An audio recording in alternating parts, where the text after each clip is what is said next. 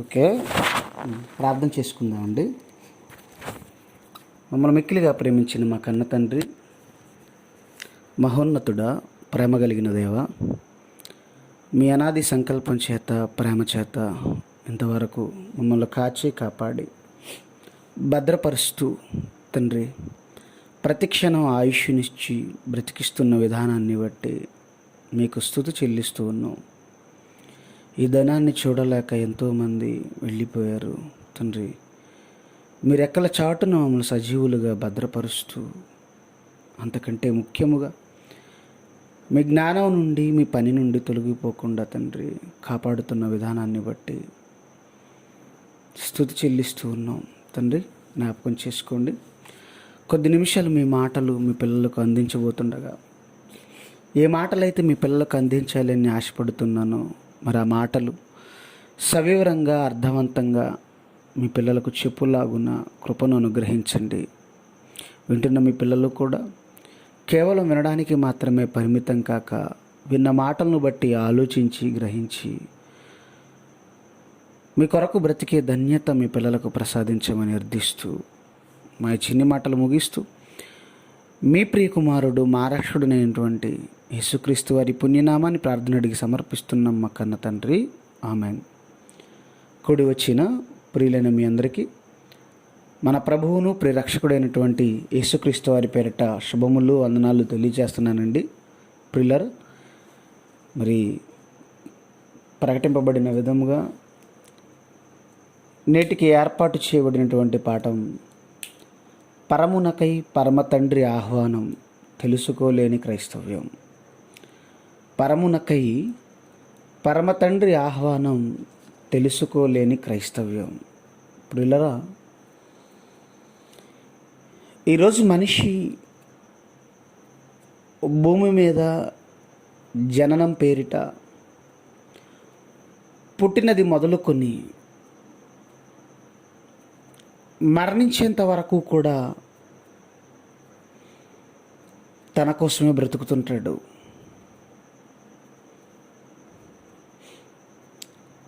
మనిషి జీవితం ఈ భూమి మీద, మనిషి ఆయుష్కాలం ఎంతవరకు అనంటే గ్యారంటీ లేని లైఫ్ ఇది. ఈ గ్యారంటీ లేని లైఫ్ కోసం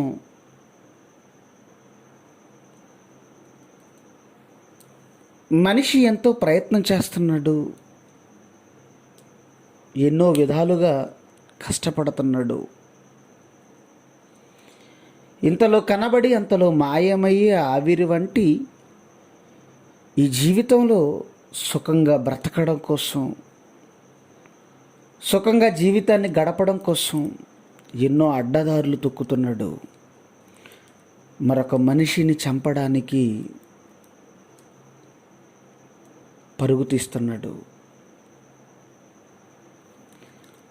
ఇంతలో కనబడి అంతలో మాయమయ్యే అంత చిన్న ఆవిరి వంటి ఈ జీవితం,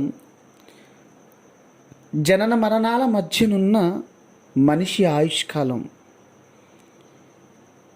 ఈ ఆయుష్కాలం ఎంతవరకు ఉంటుంది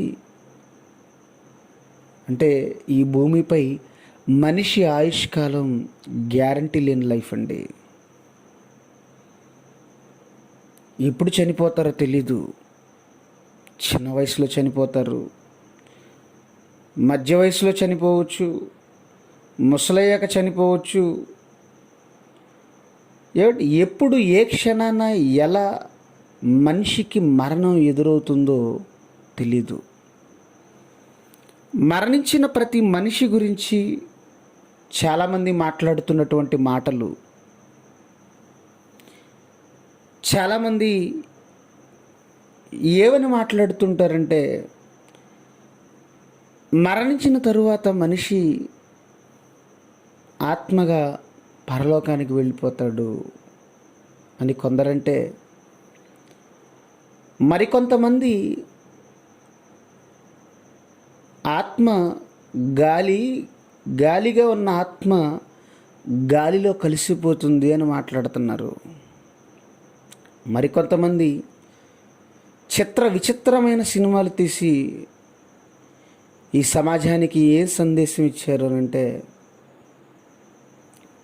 కోరికలు తీరక మరణిస్తే దయ్యాలవుతారు, దయ్యాలై మనిషిని ఆవహించి వారి కోరికలు తీర్చుకోవడానికి ప్రయత్నం చేస్తారు అని చెప్పేసి మరి పిచ్చ సినిమాలతో ఈరోజు సమాజాన్ని తప్పుదారిని పట్టించారు చాలామంది.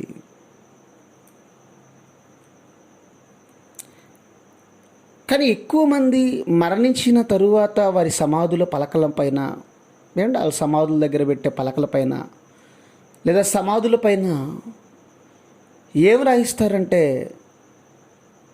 ఏమండి, జననం ఒక డేట్ వేస్తాడు, మరణం మరొక డేట్ వేస్తాడు, ఈ దినాన్న స్వర్గస్థులైరి అని రాసేస్తారు. స్వర్గస్థులు అయిపోయారా? నిజంగా స్వర్గానికి వెళ్ళిపోయారా? స్వర్గానికి వెళ్ళిపోవడం అంత సులభమా? ఏమండి, సరే అన్ని జనాంగాన్ని గురించి కాసేపు పక్కన పెట్టండి. నేటి క్రైస్తవ ప్రపంచం గురించి మనం ఆలోచిస్తే సింపుల్గా స్వర్గస్థులైరి అని పెట్టేసుకుంటున్నారండి. అంత సులభమా స్వర్గానికి వెళ్ళిపోవడం? ప్రిల్లరా, ఈ భూమిపై వాడు ఎలా బ్రతికినా మరణించిన తరువాత ప్రతి ఒక్కరి సమాధుల పెట్టెపై లేదా సమాధులపై జనరల్గా రాసేటువంటి మాట స్వర్గస్థులైరి. స్వర్గస్థులైపోయారా? ఎలా అయిపోయారు? నువ్వు చూసావా ఎంత సులభంగా మనిషి మాట్లాడుతున్నాడు? చూడండి, స్వర్గానికి వెళ్ళడం అంత సులభమా? పిల్లరా, ఈరోజు మనిషి అనుకుంటున్నాడు స్వర్గానికి వెళ్ళిపోవడం చాలా సులభం. కేవలం వారంలో ఒకరోజు 1 గంట చర్చికి వెళ్ళేసి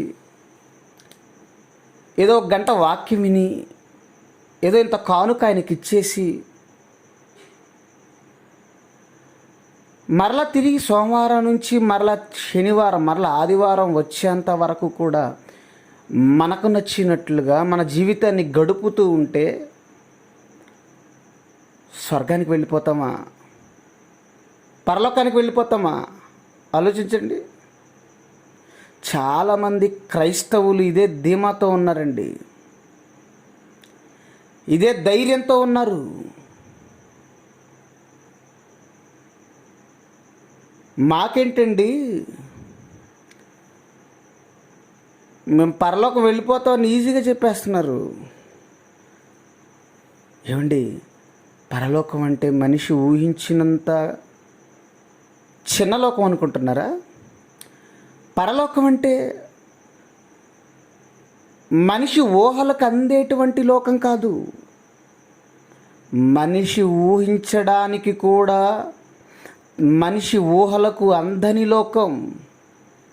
ఏమండి, కేవలం దేవుడు 6 దినాలు కష్టపడి చేసిన ఈ సృష్టి ఎంత అందంగా ఉన్నప్పుడు ఒకసారి సృష్టిని చూడండి, ఈ ప్రకృతిని చూడండి, ఎంత అందంగా ఉందండి. ప్రకృతి ఎంత అందంగా ఉంది. భూమి ఏంటి, గ్రహాలేంటి, నక్షత్రాలేంటి, పండ్లేంటి, ఆహారం ఏంటి, పువ్వులేంటి, కాయలేంటి, సెలయేర్లేంటి, ఏంటండి ప్రకృతిని అంతా చూస్తున్నప్పుడు బాబోయ్ ఎంత అందంగా తీర్చిదిద్దాడు ఈ ప్రకృతిని, ఎంత అందంగా తీర్చిదిద్దాడు ఈ ప్రకృతిని.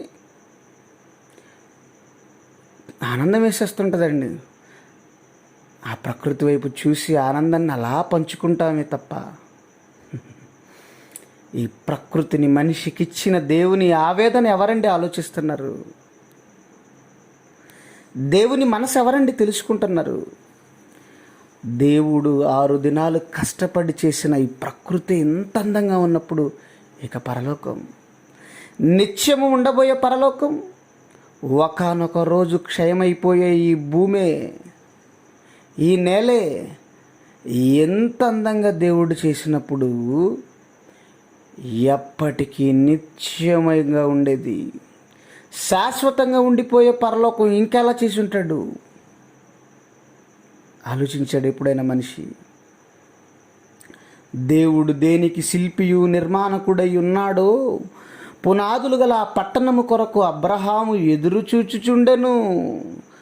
ఏమండి, దేవుడు దేనికి శిల్పియు నిర్మాణకుడై ఉన్నాడో చెక్కాడండి. శిల్పి తానే రూపించాడు.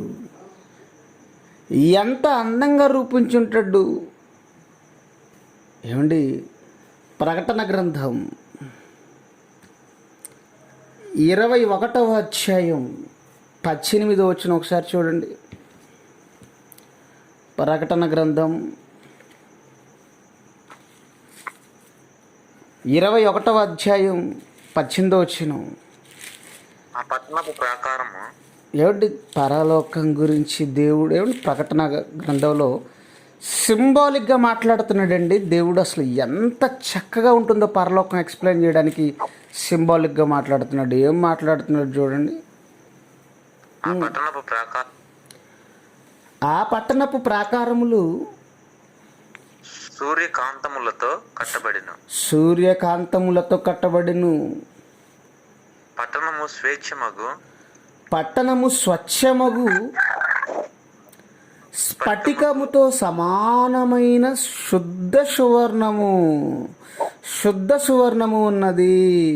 ఆ పట్టణపు ప్రాకారపు పునాదులు అమూల్యమైన నానావిధ రత్నములతో అలంకరింపబడి ఉండెను.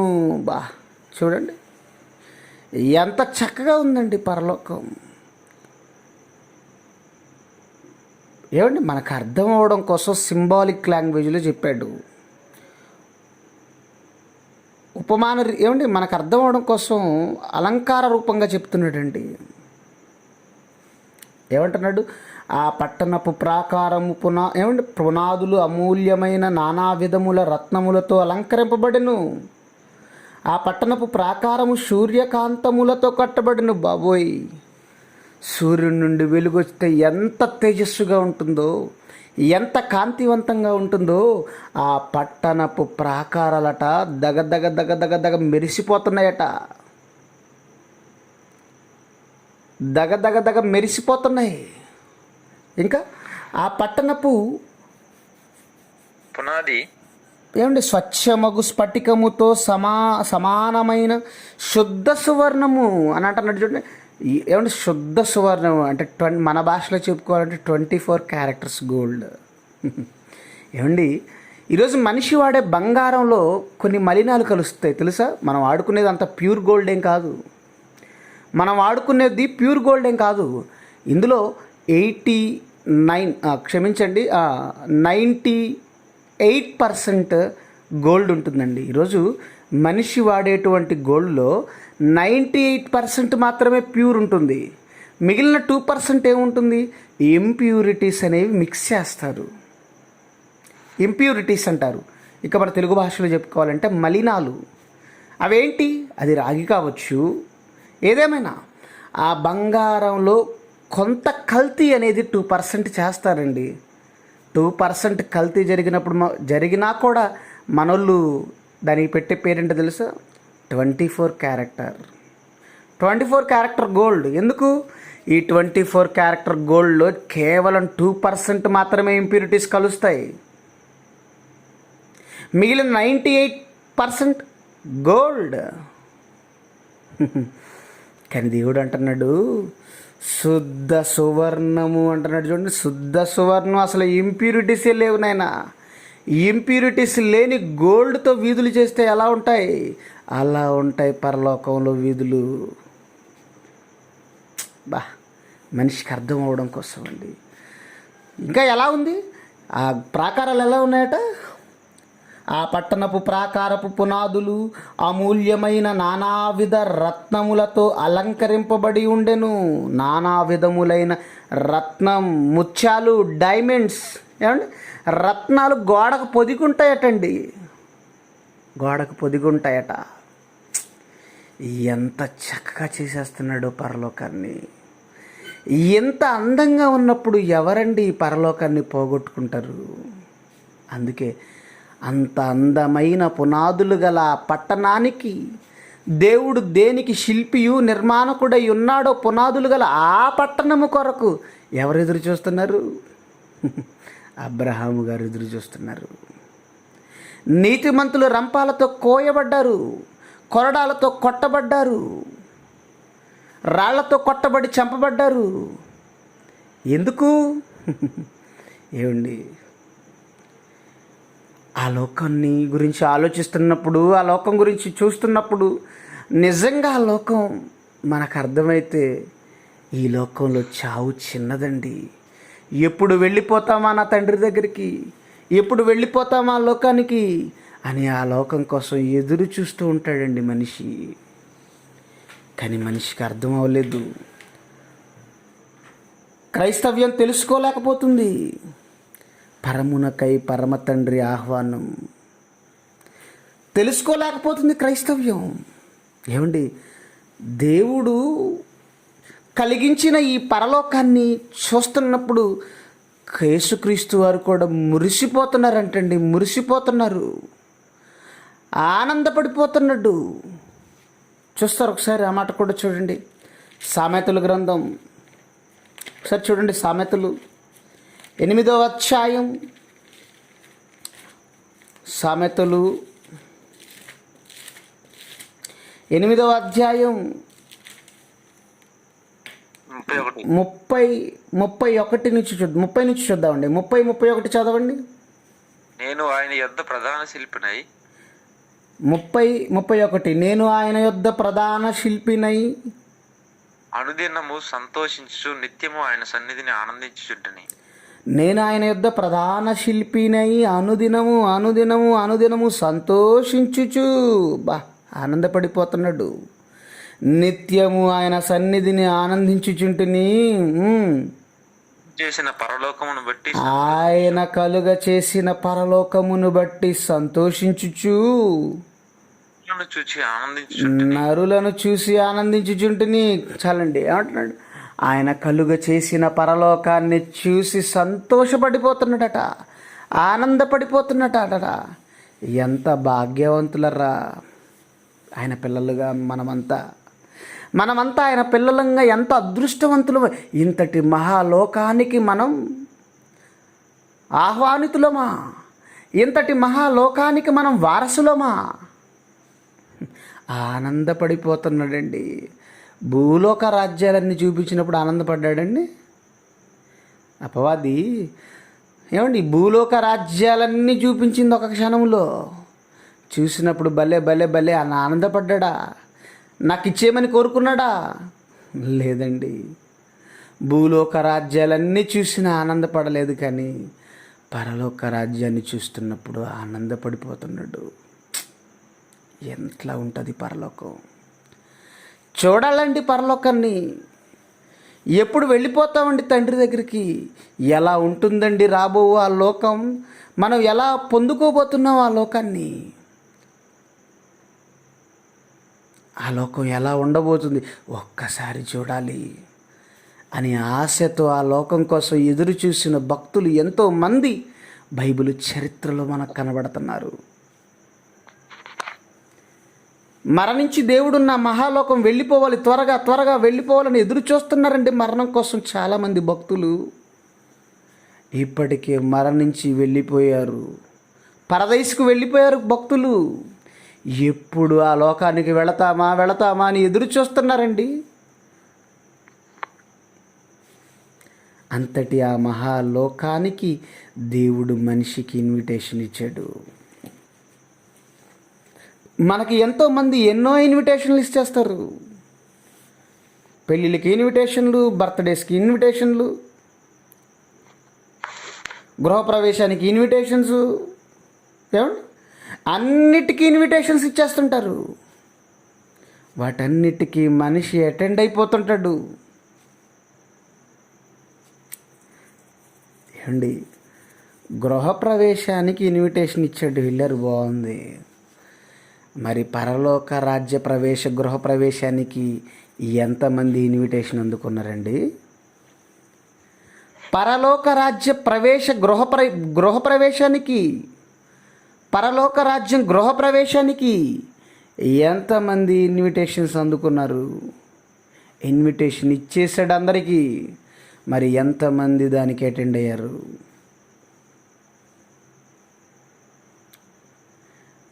ఏమండి, ఈరోజు మనిషి ఇచ్చే ప్రతి ఇన్విటేషన్కి మనిషి వెళ్ళిపోతున్నాడు. ఆ దేవుడిచ్చిన ఇన్విటేషన్ ఏంటో తెలుసా? కీర్తన గ్రంథం 90వ అధ్యాయం 3వ వచనం చూడండి. ఆ దేవుడిచ్చిన ఇన్విటేషన్ అండి. కీర్తన గ్రంథం 90వ అధ్యాయం 3వ వచనం. ప్రభువా, 3వ వచనం. నీవు మనుషులను మంటికి మార్చుచున్నావు.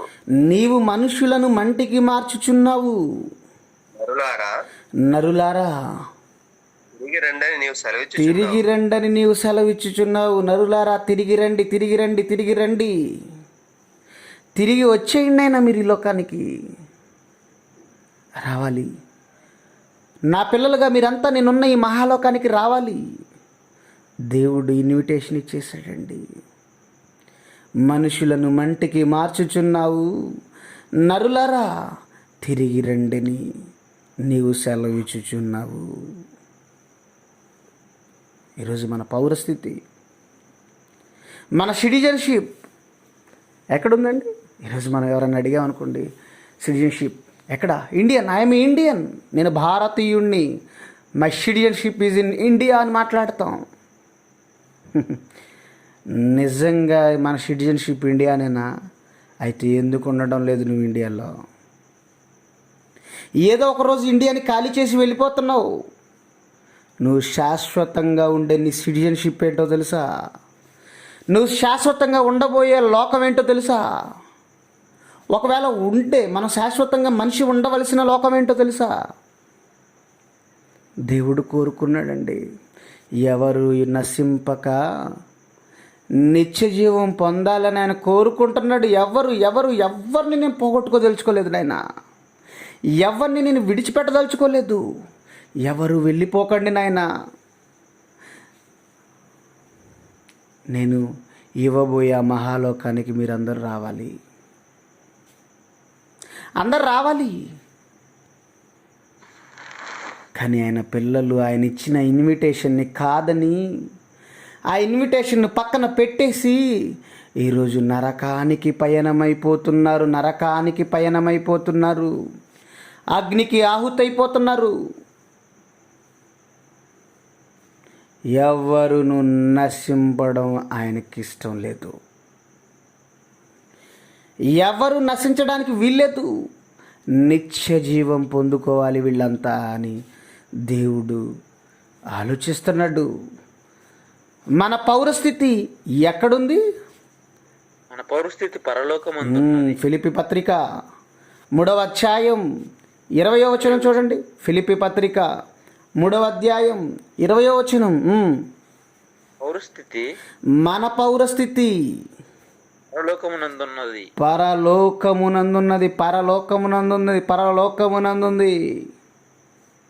మన సిటిజన్షిప్ పరలోకం. మన పౌరస్థితి పరలోకమందు ఉందండి. పరలోకానికి తిరిగి చేరుకోవాలి. అలా చేరుకోక మధ్యలోనే వెళ్ళిపోయిన వారిని ఏమంటారు? అడ్రస్ మర్చిపోయిన వాడిని ఏమంటారు? అది అంటారు. అడ్రస్ మర్చిపోయిన వాడిని ఏమంటారు? అది అంటారు. సిటిజన్షిప్ పరలోకమందు ఉంది. మన పౌరస్థితి పరలోకమందు ఉన్నది. దేవుడు మనిషికి ఆహ్వానం ఎప్పుడో ఇచ్చేసాడండి. నరులారా తిరిగి రండి, ఇన్విటేషన్ ఇచ్చేశాడు. కానీ మనిషి ఆ ఇన్విటేషన్ని పొందుకోలేకపోతున్నాడు. ఈరోజు మనుషులు అనుకుంటున్నారు, వారంలో ఒకరోజు ఆయన గుడికి వెళ్ళేసి ఏదో 4 మాటలు వినేసి ఇంత కానుక ఇచ్చేస్తే పరలోకం వెళ్ళిపోతాం అనుకుంటున్నారు. వీళ్ళు ఇంకా గ్రేటు. ఏంటండి, ఏటి ఇంత సులభంగా పరలోకం వెళ్ళిపోవడం? అంత సులభంగా పరలోకం వెళ్ళే పని అయితే, అంత సులభంగా దేవుడున్న మహాలోకం చేరుకునే పని అయితే ఎందుకండి ప్రవక్తలు అపోస్తులు ప్రాణం పెట్టాలి? ఎందుకండి క్రీస్తు వారు మన కోసం ప్రాణం పెట్టాలి? ఆలోచించండి. పరలోకం వెళ్ళడం అంత సులభమా? అంత ఈజీ అనుకుంటున్నారా? ఏమండి, పరలోకం వెళ్ళాలి అంటే ఏం చేయాలో పరలోకం వెళ్ళి వచ్చిన వాడు చెప్పాలి. పరలోకానికి వెళ్ళింది వన్ అండ్ ఓన్లీ ఒక యేసుక్రీస్తు వారేనండి. పరలోకము నుండి దిగి వచ్చిన వాడే, అనగా పరలోకములో ఉండు మనుష్య కుమారుడే తప్ప పరలోకమునకు ఎక్కిపోయిన వాడు ఎవడు లేడు. మరి యేసుక్రీస్తు వారు ఏమంటున్నారు? పరలోకం గురించి తన బ్రతుకు కాలంలో ఎన్నో మాటలు మాట్లాడాడు, ఎన్నో విషయాలు చెప్పాడు. ఈరోజు మనిషికి పరలోకం వెళ్ళాలి అంటే ఎలా కష్టపడాలో, ఎలా బ్రతకాలో, మనిషి ఈ భూమిపై తన బ్రతుకును ఎలా కొనసాగించాలో ఎన్నో విషయాలు చెప్పాడు. అవన్నీ చదువుతాడా క్రైస్తవుడు? అవన్నీ వింటాడా? అచ్చా, మనకు అయ్యే అవసరం లేదు. పట్టజాలనన్నీ ఏమండి ఆశీర్వాదాలు, ఆకాశం విప్పి పట్టజాలనన్ని ఆశీర్వాదాలు నాకు కుమ్మరించు ప్రభువా, అదివ్వు ఇదివ్వు అదివ్వు, అది లేదు ఇది లేదు, ఎప్పుడు మనిషి గోల ఒకటే. చూడండి, అదివ్వు ఇదివ్వు అదివ్వు ఇదివ్వు, చేతి పని దీవించు. పిచ్చి పట్టింది మనిషికి నిజంగా అండి. రాబోయే ఆ లోకం గురించి ఆలోచిస్తున్నప్పుడు, పరలోకం గురించి ఆలోచిస్తున్నప్పుడు, దేవుడు ఇంతగా ఈ లోకాన్ని చేశాడా? ఇంత అద్భుతంగా ఉంటుందా? ఇంత అందంగా ఉంటుందా? బాబోయ్, ఈ లోకానికి ఎప్పుడు వెళ్ళిపోవాలి? ఎప్పుడు వెళ్ళిపోవాలి? తండ్రి ఎప్పుడు ఎప్పుడు ఎప్పుడు ఎప్పుడు అని ఆ లోకం కోసం ఎదురు చూస్తుంటాడండి మనిషి. ఆరాటపడిపోతుంటాడు. నిజంగా ఆ లోకం గురించి అర్థమైతే మనిషికి, మత్తయి సువార్త 11వ అధ్యాయం 28వ వచనం చూడండి. మత్తయి సువార్త 11వ అధ్యాయం 28వ వచనం. ప్రయాసపడి భారము మోసుకొనుచున్న సమస్త జనులారా, ప్రయాసపడి భారము మోసుకున్న సమస్త జనులారా, నా యొద్దకు రండి, మీకు విశ్రాంతిని కలుగచేతును. మీకు నేను విశ్రాంతిని కలుగచేతును. విశ్రాంతిని కలుగజేస్తాడు. సమస్త ప్రయాసపడి భారం మోసుకున్న సమస్త జనులారా, సమస్త జనులారా, సమస్త జనులారా, నా యొద్దకు రండి, నేను మీకు విశ్రాంతిని కలుగజేస్తాను. ఎలా ఉండబోతుందండి ఆ లోకం? ఎలా ఉండబోతుంది ఆ లోకం? ఎలా ఉండబోతుంది? అంత గొప్పదైన పరలోకానికి మనల్ని ఆహ్వానించాడు దేవుడు. ఇన్విటేషన్ ఇచ్చాడు మనందరికీ. నిత్య జీవానికి మనమందరం వారసులమా? అవును, వారసులమే. మరి ఆ లోకం వెళ్ళాలంటే ఏం చేయాలి? ఎలా బ్రతకాలి? మత్తయి సువార్త, ఇదే మత్తయి సువార్త, కొంచెం ముందుకు వెళ్ళండి. 7వ అధ్యాయం 21వ వచనం. మత్తయి సువార్త 7వ అధ్యాయం 21వ వచనం. ప్రభువా ప్రభువా అని, ప్రభువా ప్రభువా అని నన్ను పిలుచు ప్రతివాడు పరలోక రాజ్యంలో ప్రవేశింపడు. నేను చెప్పేస్తున్నాను, రాసేసుకోండి. ప్రభువా ప్రభువా నన్ను పిలుచు ప్రతివాడు పరలోక రాజ్యంలో ప్రవేశింపడు. కానీ ఎవరు ప్రవేశిస్తారంటున్నాడు? పరలోకమందున నా తండ్రి చిత్త ప్రకారం, పరలోకమందుండు నా తండ్రి చిత్త ప్రకారము చేయువాడే, నా తండ్రి చిత్త ప్రకారము చేయువాడే, నా తండ్రి చిత్త ప్రకారము చేయువాడే ప్రవేశించును. అయిపోయింది, కన్క్లూజన్ ఇచ్చేసాడండి. పరలోకానికి ఎవరు వెళతారు? పరమునకై పరమ తండ్రి ఆహ్వానం. ఈ ఆహ్వానాన్ని పొందుకొని నువ్వు పరలోకం వెళ్ళాలంటే ఎలా బ్రతకాలో తెలుసా? నా తండ్రి చిత్త ప్రకారము చేయువాడు ప్రవేశించును. వినువాడు ప్రవేశించును అంటున్నాడా? చేయువాడు ప్రవేశించును అంటున్నాడా. వాక్యాన్ని వింటారండి, అందరూ వింటారు, వాక్యాన్ని అందరూ వింటారు.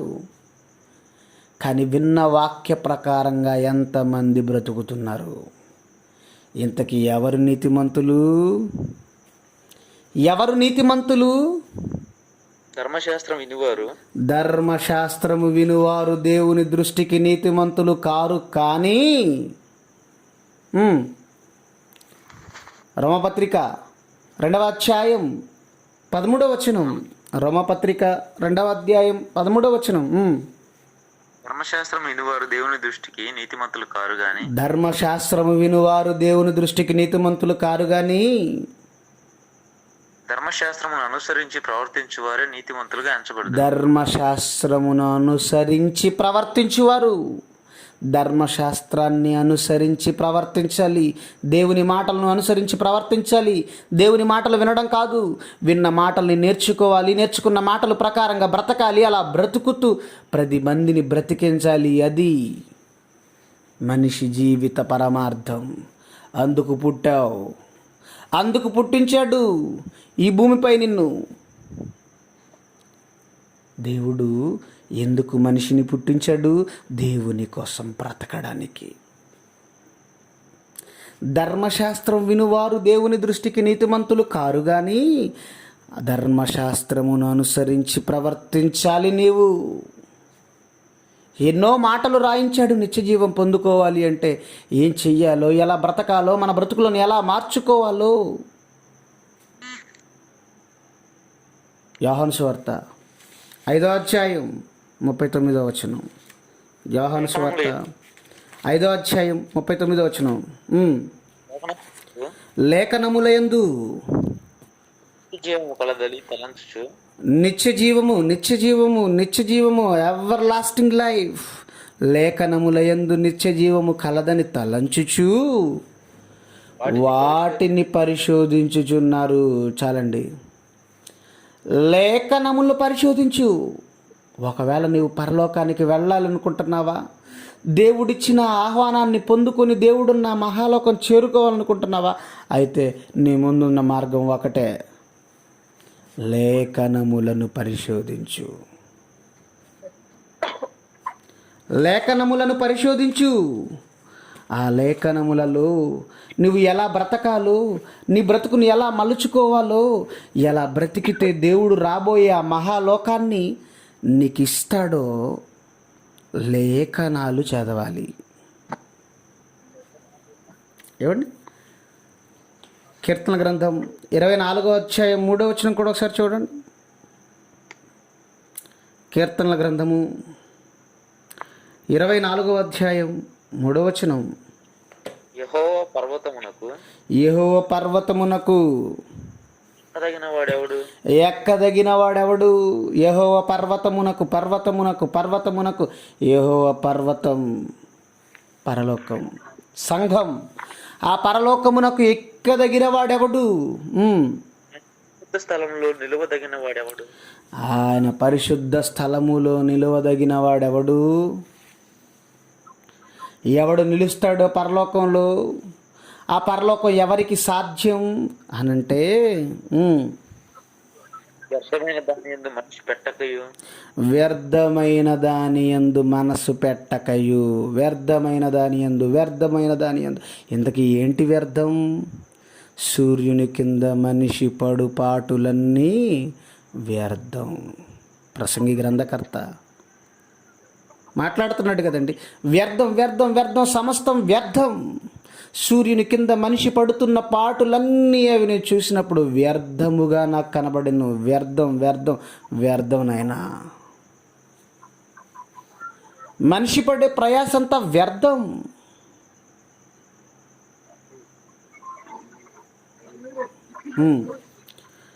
చదవండి. వ్యర్థమైన దాని యందు మనసు పెట్టకయు.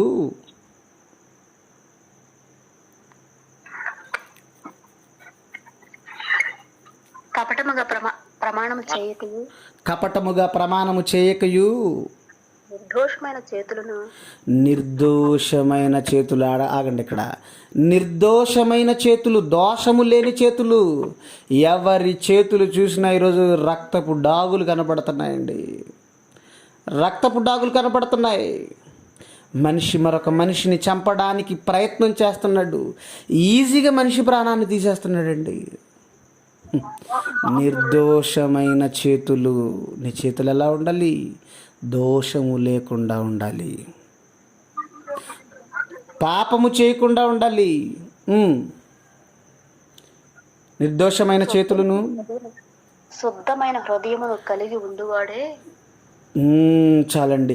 శుద్ధమైన హృదయం, శుద్ధమైన హృదయం కలిగి ఉండువాడే యెహోవా పర్వతమునకు ఎక్కదగినవాడు. ఆయన పరలోకానికి అర్హుడు. ఎవరు పరలోకానికి అర్హుడు? నీ చేతులు నిర్దోషంగా ఉన్నాయా?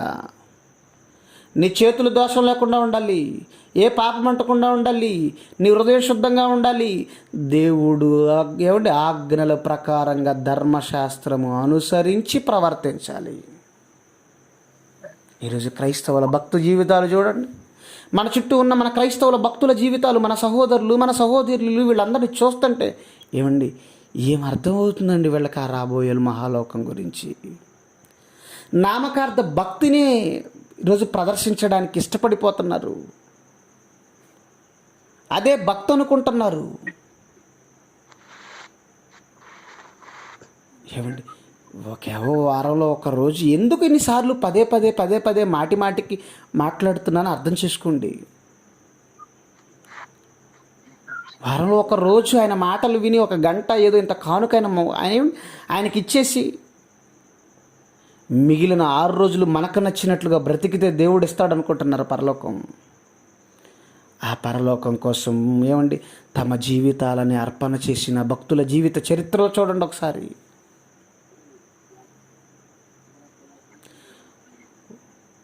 భక్తుల జీవిత చరిత్రలు చదవండి.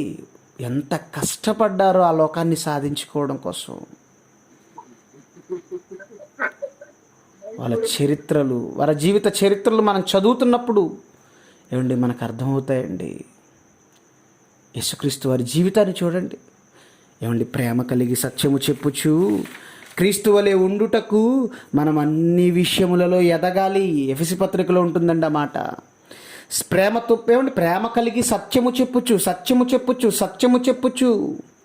క్రీస్తు వలె ఉండుటకు మనం అన్ని విషయాలలో, క్రీస్తు వలె ఉండుటకు మనము అన్ని విషయాలలో ఎదగాలి. క్రీస్తు వలె ఉండుటకు మనం ఎదగాలి.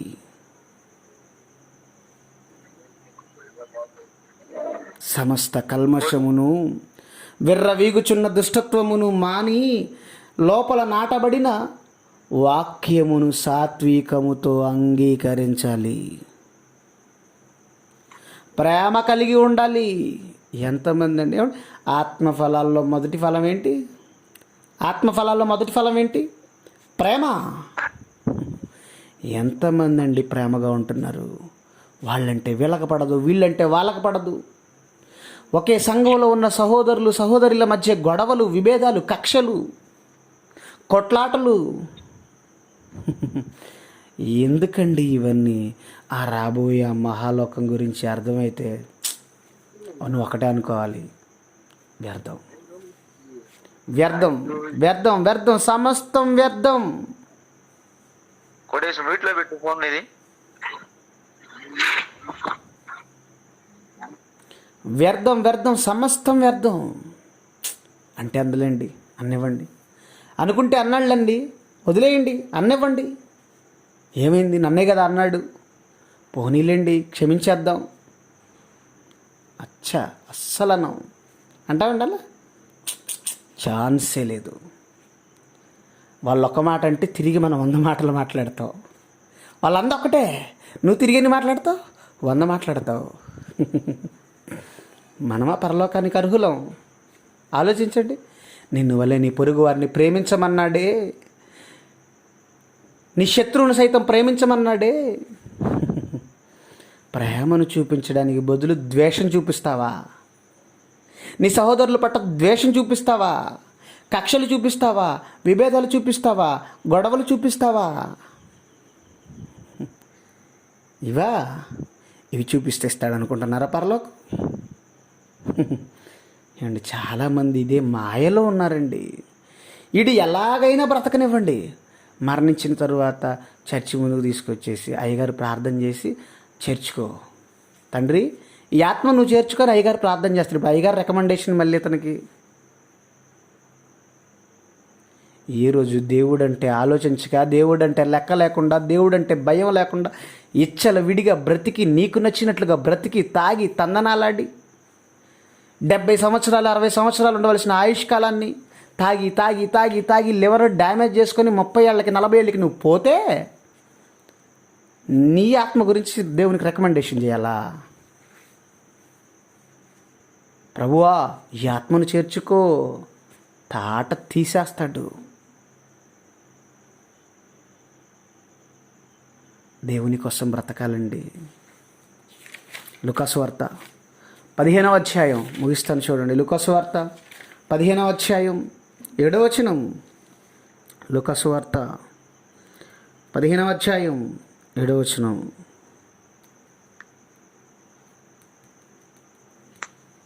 చదవండి. అటువలే మారు మనసు అక్కరులేని 9 మంది నీతిమంతుల విషయమై కలుగు సంతోషము కంటే మారు మనసు పొంది ఒక్క పాపి విషయమై పరలోకమందు ఎక్కువ సంతోషం కలుగును. చాలండి. పరలోకంలో ఎక్కువ దేవుడు సంతోషపడేది, ఆయన చిత్తం ఏంటో తెలుసా? 99 మంది నీతిమంతుల విషయంలో కలుగు సంతోషం కంటే ఒక పాపి మార్పు విషయంలో చాలా సంతోషం అంటున్నాడండి. చాలా చాలా చాలా చాలా. క్రిస్టమస్ కాదు పండగ, క్రైస్తవులు బాప్తీసం తీసుకుని దేవుని కోసం బ్రతకడం పండగ. నిజంగా అప్పుడు సంతోషిస్తాడండి. ఇప్పుడు చూడండి, క్రిస్టమస్ టైం అందరూ ఆర్భాటాలు, హంగులు, పిండి వంటలు, కొత్త బట్టలు, అలంకరణ, చక్కగా ఇల్లు, చర్చీలు, ఆ రోజు అన్నీ కలకలలాడుతుంటాయండి. రోజు విడిగా ఎప్పుడైనా కనబడతాయండి. అట్లా మాసిపోయి ఉంటాయి. పండగ రోజు చూసినట్టు ఆ ఒక్కరోజు పెయింట్లు ఎంత హంగుల రంగులతో ఆర్భాటంతో చేస్తారో తెలుసండి. నిజంగా పండగ ఎప్పుడో తెలుసా? పరలోకంలో దేవునికి ఒక పాపి మారినప్పుడు. ఒక పాపి మారినప్పుడు పరలోకంలో దేవునికి పండగ అండి. ఆ పాపి మారాలి అంటే వాక్యం వినాలి. వాక్యం వినాలి అంటే వాక్యం చెప్పేవారు వెళ్ళాలి. వాక్యం చెప్పాలి. సర్వలోకమునకు వెళ్ళి సర్వ సృష్టికి సువార్తను ప్రకటించండి. సువార్త చెయ్యి, సువార్త పని చెయ్యి, దేవుని పని చెయ్యి, దేవుని కోసం బ్రతుకు. నీ క్యారెక్టర్ నువ్వు కాపాడుకుంటూ పాపమంటకుండా పరిశుద్ధంగా బ్రతుకుతూ నలుగురిని బ్రతికించడానికి సువార్త చెయ్యి. ఇదే నీ జన్మకు పరమార్థం. పరలోకానికి పరమ తండ్రి ఆహ్వానాన్ని నువ్వు అందుకొని ఆ లోకంలో ప్రవేశించాలి అంటే ఇదే మార్గం. వెళతావా? దేవుడు నా మహాలోకం చేరుకుంటావా? ఒకవేళ నీకు ఆ లోకం కావాలనుకుంటే దేవుడు రాయించిన మాటల ప్రకారంగా బ్రతుకు. ఏమండి, ఇంకా ఈ విషయానికి టాపిక్కి సంబంధించి మరికొంతమంది భక్తుల జీవిత చరిత్రలు కూడా మనం చూడాలి. ఈసారి పార్ట్ 2 కింద ఆ విషయాలను మాట్లాడుకుందాం. టైం అయిపోయింది. కళ్ళు మూసుకొని ప్రార్థన చేసుకుందాం. మమ్మల్ని మిక్కిలిగా ప్రేమించిన మా కన్న తండ్రి, మహోన్నతుడా, సర్వశక్తిమంతుడా, మీ అనాది సంకల్పం చేత, ప్రేమ చేత ఇంతవరకు మమ్మల్ని కాచి కాపాడి భద్రపరుస్తున్న విధానాన్ని బట్టి మీకు స్తుతి చెల్లిస్తూ ఉన్నాం తండ్రి. కొద్ది నిమిషాలు మీ మాటలు మీ పిల్లలకు అందించాను. ఎంతటి గొప్ప మహాలోకాన్ని మీరు మా కోసం చేశారు. ఆ లోకం వర్ణనాతీతం, అమోఘం, ఆశ్చర్యం. అంతటి ఆ మహాలోకానికి తండ్రి మమ్మల్ని వారసులుగా చేశారు. మీరున్న మహాలోకానికి చేరుకోవాలి అని, రావాలి అని ఆహ్వానాన్ని అందించారు తండ్రి. మా అందరి కోరిక, మా అందరి ఆశ ఒకటే, మా అందరి నిరీక్షణ ఒకటే తండ్రి. మరణించిన తరువాత మీరున్న ఆ మహాలోకం మీ పిల్లలుగా మేము రావాలి, చేరుకోవాలి. ఒక్కసారి ఆ లోకాన్ని, ఆ లోకంలో ఉన్న మిమ్మల్ని చూడాలి. ఎంతోమంది మీ పిల్లలమైన మేము ఆశతో ఉన్నాం తండ్రి. ఇప్పటికే ఎంతోమంది మీ పిల్లలు మీ పని ముగించి ఈ లోకాన్ని విడిచి వెళ్ళిపోయారు. అందులో తండ్రి జాన్సన్ విక్టర్ అన్నయ్య గారిని జ్ఞాపకం చేసుకోండి. అహర్నిశలు మీ పని కోసం కష్టపడ్డాడు, నిరంతరం శ్రమించాడు. మీ పనిలో ఎన్నో పాటలు రాశాడు, ఎన్నో పాఠాలు చెప్పాడు. ఎంతోమంది మీ పిల్లలు మీ వైపు మళ్లించడానికి తండ్రి ముఖ్య పాత్ర వహించాడు. ఈరోజు నిజంగా అన్నయ్య నెమ్మది పొందుతున్నాడు అని మేమందరం సంతోషిస్తున్నాం. ఆ కుటుంబానికి మీరు ఆదరణ కలుగు చేయండి. మరలా తిరిగి మేమందరం తండ్రి మా పితరులను, మా నీతిమంతులను, ఇప్పటి వరకు హెబెలు మొదలుకొని ఇప్పటి వరకు మరణించిన నీతిమంతులు కావచ్చు, మా మరణం వరకు మరణించే నీతిమంతులు కావచ్చు తండ్రి, వారందరినీ కలుసుకునే భాగ్యాన్ని మాకు ప్రసాదించండి. మీరున్న మహాలోకం రావాలి, చేరాలి. జ్ఞాపకం చేసుకోండి తండ్రి. ఆ దిశలో పయనమైపోతున్న మాకు తోడై ఉండండి, సహాయం చేయండి. ఆయుష్ను, ఆరోగ్యాన్ని, సమయోచితమైన జ్ఞానాన్ని ప్రసాదించి మీ స్వార్థ పనిచేసే భాగ్యాన్ని మాకు ప్రసాదించండి. ఇంతటి మహా కార్యక్రమానికి నాంది పలికి ముందుండి నడిపిస్తున్న మీ కుమార్తె బాలభార్గవిని జ్ఞాపకం చేసుకోండి. మంచి ఆయుష్ను, ఆరోగ్యాన్ని మీ కుమార్తెకు ప్రసాదించి తండ్రి, మరి ముఖ్యంగా మీ కొరకు బ్రతికి మీరున్న మహాలోకం చేరే ధన్యత మీ కుమార్తెకు ప్రసాదించండి. అలానే ఈరోజు క్లాస్కి అటెండ్ అయిన మీ పిల్లలందరినీ జ్ఞాపకం చేసుకోండి తండ్రి. మాకు పైన నాయకులుగా ఉండి నడిపిస్తున్న మీ కుమారులు,